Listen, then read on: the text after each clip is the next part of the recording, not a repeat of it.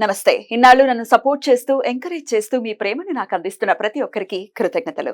అలాగే ఈ వీడియో కూడా ఖచ్చితంగా మీకు ఉపయోగపడుతుంది. లైక్, షేర్ అండ్ సబ్స్క్రైబ్ చేసి మీ సపోర్ట్‌ని నాకు అందించండి. అలాగే ఈ వీడియో పట్ల మీకున్న అభిప్రాయాన్ని కామెంట్ సెక్షన్‌లో కామెంట్ చేసి తెలియజేయండి. ఇప్పుడు వీడియోని చూద్దాం. నమస్తే, వెల్కమ్ టు అవర్ ఛానల్. నేను పద్మిని. ప్రస్తుతంతో పాటు ప్రముఖ ఆధ్యాత్మికవేత్త, ప్రముఖ న్యూమరాలజిస్ట్, లక్ష్మీ నరసింహస్వామి ఉపాసకురాలు శ్రీమతి స్రవంతి గారు మనతో పాటు ఉన్నారు. మాట్లాడదాం. నమస్తే అక్క. నమస్తే పద్మిని. అక్క, మార్గశీర్ష మాసం ప్రారంభం కాబోతోంది. మార్గశీర్ష మాసంలో ప్రత్యేకంగా అటు దత్త జయంతి అనుకోవచ్చు, లేకపోతే సుబ్బారాయుడు షష్ఠి అనుకోవచ్చు, ఇట్లాంటి ప్రత్యేక తిథులు ఖచ్చితంగా వస్తాయి. అవి మనం చేసుకుంటాం. కాకపోతే మార్గశీర్ష గురువారాలకు కూడా చాలా పెద్దపీట వేసింది ధర్మం, మన సనాతన ధర్మం అని ఖచ్చితంగా చెప్పుకోవచ్చు. ఏమిటి మార్గశీర్ష మాసం గురువారాలకు ఉన్నటువంటి వైశిష్ట్యం? ఎందుకని అంత విశేషంగా జరుపుకుంటాం? అసలు ఏం చేసుకోవాలి? ఇప్పటిదాకా మాకు తెలియదు అనుకునే వాళ్ళు స్టార్ట్ చేయొచ్చా? అయితే మార్గశిర మాసం గురించి చెప్పుకోవాలి అని అంటే, అసలు అలాంటి మాసం అనేది లేదు, సమమైన మాసం అనేది లేదు అని చెప్తారనమాట. అయితే అమ్మవారికి చాలా ఇష్టమైన మాసము. ఆవిడ తప్పకుండా కిందకు వచ్చి ఎలా ఉన్నారు, చక్కగా పూజలు అవి చేసుకుంటున్నారా లేదా, నీట్నెస్ మెయింటైన్ చేస్తున్నారా లేదా, ఇవన్నీ కూడా చూస్తారు అని చెప్తారనమాట. అయితే మనకి నీట్నెస్ ఎందుకు మెయింటైన్ చేయాలి అని అంటే, మనం మేనిఫెస్టేషన్స్ లో ఈ మధ్య క్లటర్స్ ఉండకూడదు, ఇల్లు నీట్ గా ఉండాలి, చెత్త సామాన్ ఏవి ఉండకూడదు, పనికి రాని సామాన్ ఇంట్లో ఉండకూడదు అని చెప్తాను, చూసావా? మన సనాతన ధర్మంలో ఎప్పుడో పెద్ద పీట వేశారు ఆ మేనిఫెస్టేషన్ కి అనమాట. కాబట్టి ఇంకోటి ఏంటి అని అంటే, నాకు అనిపిస్తుంది ఆ సుబ్రహ్మణ్యేశ్వర స్వామి అంటే ఇష్టము అమ్మవారికి. అలాగే దత్తాత్రేయ స్వామి వారు ఎక్కడ ఉంటారో అనఘాలక్ష్మి అక్కడే ఉంటుంది. ఇద్దరు ఈ మాసంలో ఉంటారు కాబట్టి ఆవిడ ప్రత్యేకంగా ఈ మాసాన్ని ఎన్నుకున్నారు అని చెప్పుకోవచ్చు అనమాట.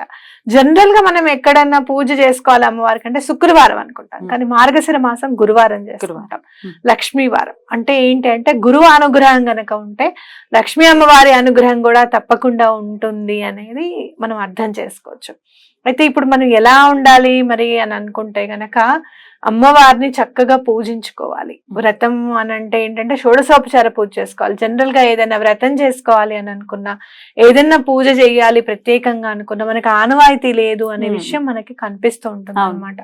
అలా ఆనవాయితీ లేదు కానీ గురువారం వదులుకోబుద్ధి కావట్లేదు అని అనుకున్నప్పుడు, మీరు చక్కగా అనగా లక్ష్మి అనకుడు అంటే అనగా దత్తుడు అనగా లక్ష్మి ఉన్న ఫోటో పెట్టుకొని ఆ గురువారాలు మీరు చక్కగా పూజ చేసుకోవచ్చు అనమాట. ఏం పూజ చేసుకోమంటారు? షోడశోపచార పూజ అనేది చాలా ఇంపార్టెంట్. మీకు చూస్తే గనక ఎకిరాల భరద్వాజ్ గారి మాస్టర్ బుక్ లో గురువుకి సంబంధించిన షోడశోపచార పూజ చాలా ఈజీగా ఉంటుంది అనమాట.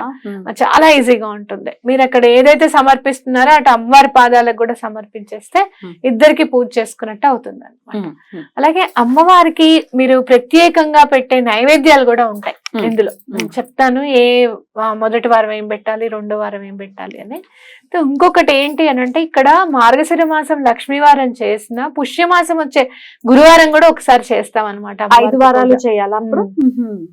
5 వారాలు చేసుకుంటాం. అప్పుడే వ్రతం కంప్లీట్ అయినట్టు అవుతుంది, పూజ కంప్లీట్ అయినట్టు అవుతుంది. ఇంకోటి, వ్రతం చేసేటప్పుడు మనం పూజ చేసుకున్నాం కదా అని చెప్తే ఎప్పుడైనా కోపం వచ్చే ఆడవాళ్ళం ఉంటాం, జనరల్ గా తిట్టేస్తూ ఉంటాం పిల్లల్ని కూడా. అలాంటి పరుష వాక్యం అనేది రాకూడదు అనమాట. ఈ వ్రతంలో ఏంటంటే ఎవరిని కూడా దూషించకూడదు, ఎవరితో కూడా గట్టిగా కోపం వచ్చేటట్టు మాట్లాడకూడదు. ఇవన్నీ జాగ్రత్తగా ఉండాలి. అమ్మవారికి సంబంధించింది కాబట్టి కొంచెం కష్టమైనా కూడా ఇష్టంగా చేయాలన్నమాట. అదే మీరు చూస్తే కనుక మార్గశిర మాసం చేసే ఏ పూజకైనా కూడా చాలా 10ంతల ఫలితం ఎక్కువ ఉంటుంది అని చెప్తారు. అంటే మీరు ఏదైనా కానీ ఎవరికైనా సిల్వర్ దానం చేశారనుకోండి, వెండి దానం చేస్తే పిల్లలు పుడతారట ఖచ్చితంగా. అట్లాగే మీరు ఒక్క పూట భోజనం చేసి, మార్గశిర మాసం అంతా ఒకటే పూట భోజనం చేస్తాను, రెండో పూట చెయ్యము అని అనుకుని అలా ఒక పూట ఉపవాసం ఉన్నా కూడా ఎలాంటి జన్మాంతర పాపాలైనా కూడా తొలగిపోతాయట బాబా. కాబట్టి ఏది చేసుకున్నా మీరు మార్గశిర మాసం చేస్తే కనుక మంచి ఫలితం ఉంటుంది అని చెప్పుకోవచ్చు. కంటిన్యూస్ గా 5 వీక్స్ చేయాల్సి ఉంటుంది అక్క? కంటిన్యూస్ గా అంటే గురువారం చేసుకుంటూ వెళ్ళిపోవడమే. ఆడవాళ్ళకి అడ్డు వస్తుంది కదా, అందుకే నీకు 5వ వారం ఇచ్చారు దాన్ని కంప్లీట్ చేయడానికి. లేదు, అడ్డు వచ్చినప్పుడు ఏం చేస్తాం, పక్కన కూర్చోవాలి, ఇంట్లో వాళ్ళు చేసుకోవాలి. అలా కుదరదండి, మా ఇంట్లో ఎవరు ఒప్పుకోరండి అని అన్నప్పుడు ఇప్పుడు ఏ రోజు చేసిన ఫలితం ఆ రోజే అని అనమాట. అవునా కదా? అంతే. అలానే అనుకోవాలి ఇంకా. అయితే ఏంటక్క నామాలు చేసుకోవడం అంటే షోడశోపచార పూజలు అంటే 16 ఉపచారాలతో అమ్మవారికి అయ్యవారికి పూజ చేసుకోమని చెప్తున్నారు. ఓకే, కానీ ప్రత్యేకంగా ఏదైనా అష్టోత్తరాలు లేకపోతే ఇట్లాంటివి ఏమైనా శ్రీ సూక్తం చదువుకోవాలి, ఖచ్చితంగా శ్రీ సూక్తం చదువుకోవాలి. అలాగే మీరు చూస్తే గనక మహాలక్ష్మి అష్టకం గాని కనకధార స్తోత్రం గాని ఇవి చదువుకోవడం చాలా మంచిది. రైట్. అలాగే అమ్మవారికి సంబంధించిన ఏవైనా నామాలు ఉంటాయి గనక లలితా సహస్రం చదువుకుంటే కూడా చాలా మంచిది. రైట్. మీరు చాలా విశేషంగా లక్ష్మీదేవికి సంబంధించి తమలపాకుల హారతిని ఇంట్రడ్యూస్ చేశారు. చాలా అద్భుతంగా ఎప్పుడైతే చెప్పారో అప్పటి నుంచే కంటిన్యూ చేస్తున్న వాళ్ళు ఉన్నారు, నాతో సహా. సో మరి ఈ గురువారాలు ప్రత్యేకంగా చేసుకోవచ్చు, అమ్మవారికి చేసుకోవచ్చు. అయితే మీరు ఏం చేస్తారు అని అంటే, అమ్మవారికి ముత్యాలంటే చాలా ఇష్టం పద్మిని. ఎందుకంటే సముద్ర గర్భం నుంచి వచ్చినవే కాబట్టి ముత్యాలంటే చాలా ఇష్టం. ఆ ముత్యాలు మీరు చక్కగా ఒక 11 తీసుకోండి, మీకు ఎంత కుదిరితే అంత. అవి పెట్టి హారతి ఇస్తే కూడా అమ్మవారికి చాలా ఇష్టం. ఎలా ఇమ్మంటారు అవి? ఒక చిన్న ప్లేట్ లో ప్రమిద పెట్టేసేసుకోండి. అయితే దీపంది కొంచెం పైకి ఉండేటట్టుగా చూసుకోండి. ఆ చుట్టూరా కొంచెం ముత్యాలు వేయండి. అలా వేస్తే చాలా మంచిది అనమాట. అమ్మవారికి చాలా ఇష్టం, ముత్యాల హారతి ఇచ్చినట్టు అనమాట అమ్మవారికి. ఈ తమలపాకులు పెట్టినప్పుడే తమలపాకుల మీద వేయచ్చా? తమలపాకుల మీద వేయచ్చు, కానీ చాలా వేడిగా ఉంటాయి కదా ముత్యాలు, మళ్ళీ మనకి నెక్స్ట్ ఉపయోగించుకోవాలి కాబట్టి 2 హారతులు పెట్టండి. ఒక హారతి అక్కడ పెట్టి ఒక హారతి ఇక్కడ పెట్టండి. కాసేపు అది కాసేపు ఇది కూడా ఇవ్వచ్చు అనమాట. ఈ ముత్యాల హారతిలో ఎన్ని ఒత్తులు వేసి ఎలా వెలిగించమంటారు? ముత్యాల హారతికి మీరు ఏకవొత్తి వేయచ్చు, అంటే పువ్వొత్తి.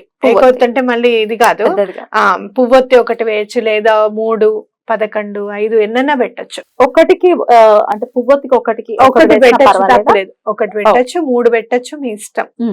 పెట్టచ్చు. ముత్యాలు అన్ని చుట్టూరు ఒక 11 తక్కువ కాకుండా ముత్యాలు వేసుకుంటే ముత్యాల హారతి అవుతుంది. అమ్మవారికి నచ్చుతుంది, ఇష్టం చాలా. ఇప్పుడు మా దగ్గర ముత్యాలు అంటే విడివి లేవండి, ముత్యాల హారం లాంటిది ఉంది, దాన్ని ఏదైనా క్లీన్ చేసేసి పెట్టచ్చా? పెట్టచ్చు. పాలల్లో కడగండి, ఏదైనా కూడా పాలల్లో కడిగితే చాలా మంచిది. అలాగే అమ్మవారికి ఆవు పాలతో ఏదైనా చేస్తే కూడా చాలా ఇష్టం అన్నమాట. మీరు షోడశోపచార పూజ చేసినప్పుడే ధూపానికి ముందే చక్కగా అమ్మవారికి అభిషేకం చేయడము ఇలాంటివి కూడా చేస్తే చాలా మంచిది. శ్రీ సూక్తం వింటూ కూడా పాలాభిషేకం కూడా చేసుకోవచ్చు. మాకు చదవటం రాదు, కుంకుమ నీళ్లు, పసుపు నీళ్లు వింటూ కూడా చేసుకోవచ్చు. మనం మనసు పద్మిని మనం చెయ్యాలి అనే సంకల్పం ఉంటే చాలు, అమ్మవారి చేయించుకుంటూ వెళ్ళిపోతుంది, పూర్ణకు అదే వచ్చేస్తుంది. అయితే మనకి ఏ వారం మనకి ఫస్ట్ వారం ఏం పెట్టాలి, సెకండ్ వారం నైవేద్యాలు ఏం పెట్టాలి అనేది చెప్పుకుందాం ఇప్పుడు. అలాగే మొదటి గురువారం పులగం పెట్టాలి, 2వ వారం అట్లు తిమ్మనం, అట్లాగే 3వ గురువారం అప్పాలు పరమాన్నం, అట్లాగే 4వ గురువారం చిత్రాన్నం గారెలు, అలాగే 5వ గురువారం పూర్ణం బూరెలు. ఇంట్లో మనకి తెలియంది తిమ్మనం ఎలా చేయాలని చక్కగా యూట్యూబ్ లో చూసుకొని చేసేసేయండి. అమ్మవారికి ఇష్టం కాబట్టి తిమ్మనం అనేస్తే వచ్చేస్తుంది. లేదు అట్లొకటి కావాలంటే అట్లొకటి కూడా వేసుకోవచ్చు. ఓకేనా? అంటే ఈ మామూలు దోశలు అంటే మినప్పప్పు వేయకుండా వేస్తే అట్లు అంటాం, బియ్య పిండితో మాత్రమే వేస్తారు, అట్లా అంటాం అన్నమాట. ఓకే, అద్భుతం. ఇవి చేసుకుని చక్కగా గురువారం చాలా విశేషంగా అమ్మవారిని కొలవటం మార్గశీర్ష మాసంలో ప్రత్యేకంగా చేయాలి అని చెప్తున్నారు కాబట్టి ఖచ్చితంగా ఇవి చేసుకుని లక్ష్మీ అనుగ్రహం కోసమే అసలు మామూలుగా పరితపించట్లేదు, ఖచ్చితంగా అనుగ్రహాన్ని పొందాలి. రైట్ అక్క, చాలా బ్యూటిఫుల్ గా ఎక్స్ప్లెయిన్ చేశారు. కృతజ్ఞతలు. నమస్తే.